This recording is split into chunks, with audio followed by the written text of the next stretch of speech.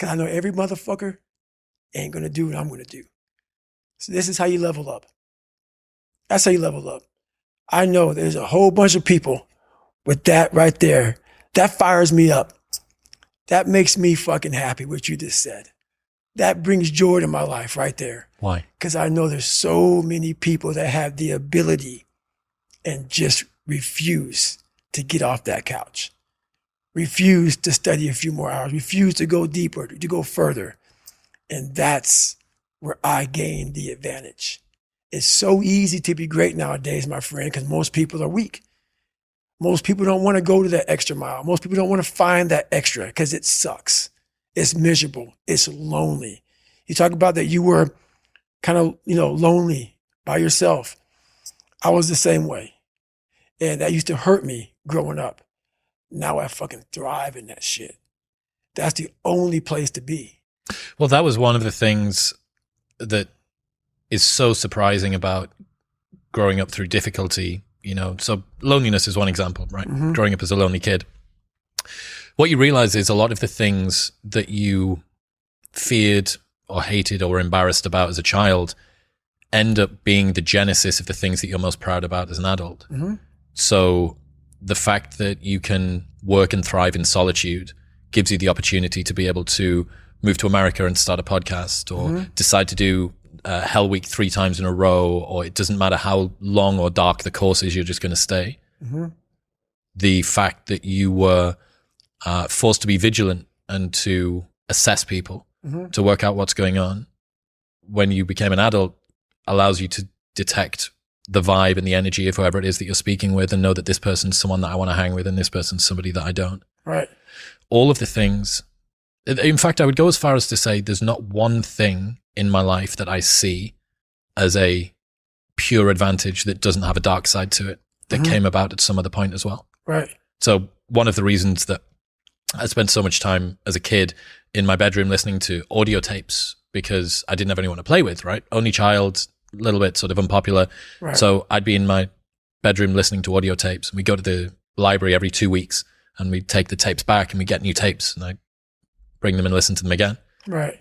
But you roll the clock forward 20 years, and what's the 2023 version of an audio tape?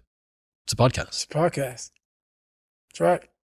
A lot of the things that you love and value in yourself in adulthood mm-hmm. are the light side of something that you were ashamed, fearful, disgusted by when you were younger. Yeah. I mean, I think that comes from overcoming. A lot of people, wonder, how did you become this? How did you become so vulnerable? How are you doing a podcast now when you were this kid? You overcame things. You fought them. And now this is what happens. This is on the other side of overcoming. You become very, very powerful when you overcome yourself. All those things you once cowered from, you were afraid of, when you face them eye to eye every day, you now become a person who has a great podcast.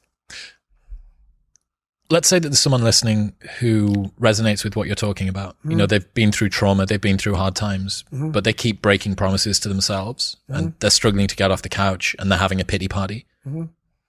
How can they stop feeling sorry for themselves? That's a difficult one, because you have to want it. You have to want to be better. And it starts off with, you have to have pride in yourself. You have to have pride in yourself. You have to have, there's something about you, whether it's your last name, whether it's just the smallest thing, you have to be proud of yourself. And if you have no pride in yourself, I can't give it to you. Because you're always going to compromise. You're always going to fold. Always. I'm very proud of myself. That's why when people said, no way you can do better than Can't Hurt Me. Roger that. We'll fucking see. It's that pride that wakes you up. Now I'm not talking about bad pride. I'm the attention to detail for the human being I want to do. I call this thing, like, I want to be the standard. I want to be that guy. Like, every place I went in the military, there was this ethos about how this place is, how we're going to live, how we're going to represent ourselves. And I walked around and I saw that most people didn't live up to that ethos.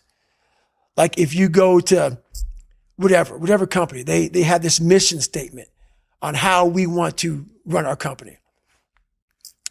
I made one for myself on how I want to be. And that is why if people can make up a mission statement, an ethos in which they want to live by, and every morning you wake up, you hold yourself accountable to that mission, not a company's, your own. Make up your own mission statement. What do you want to be in life? And once you do that, now you can work with somebody to get better. You can work with yourself to get better. But until you know what you want to stand for, you will always just be sitting down. You'll never stand for anything. What's that quote? If you don't stand for something, you'll fall for everything. That's it. It's a true statement.